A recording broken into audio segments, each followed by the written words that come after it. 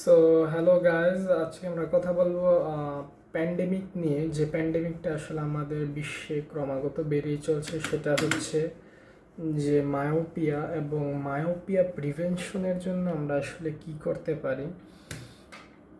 মায়োপিয়ার যে বিষয়টা, সেটা হচ্ছে যে আমরা দূরের জিনিস আস্তে আস্তে ঘোলা দেখতে থাকি, এবং কারো যদি একবার চোখে চশমা চড়ে যায় তাহলে দেখা যায় যে চশমার পাওয়ার দিন দিন বাড়তেই থাকে, এবং একটা সময় গিয়ে আসলে চশমা ছাড়া আসলে বলা যায় প্রতিবন্ধীও বলা চলে। আমি চশমা নেওয়াটাকে কোনো ভালো কোনো কিছু মনে করি না, কারণ যাদের চোখে চশমা চড়ে গেছে তারা অবশ্যই এটা নিয়ে সচেতন হবেন।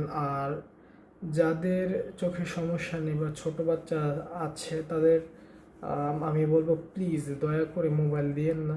দরকার হলে বাচ্চা খাইতে না চাইলে একটু দেরিতে খাওয়ান, বা নিজের ক্ষুধা লাগলে নিজেই খাবে। দোষটা আপনারই, দোষটা বাচ্চার না। আগের মানুষ খায় নাই, আগের মানুষ পড়ে নাই, সবই করছে আমাদের, কারণ নাই জিনিসের নিন্দা নাই। তখন হয়তো মোবাইল ছিল না, এখন আপনার কাছে সবই আছে। আপনার কাছে টাকা আছে বিধায় আপনি মদ খাইবেন তা তো না, আপনার কাছে টাকা আছে বিধায় অনেকে সিগারেট খায়, খায় না কারণ জানে তার ভিতরে হয়তো মাইন্ডসেট আছে যে মদ খাওয়া ক্ষতিকর বা এটা আমাদের ধর্মে হারাম। তো বিষয়টা হচ্ছে যে ওই মাইন্ডসেটটা আপনার বাচ্চার ভিতরে আপনাকে ঢুকিয়ে দিতে হবে যে মোবাইল টিপা ভালো না, বা একটা মডারেশনে 8 বছরের পরে আমরা তাকে স্ক্রিন দেব আধা ঘন্টা 40 মিনিট, দিনের বেশি না। প্রতিদিন 2 ঘন্টা খেলতে নিয়ে যান।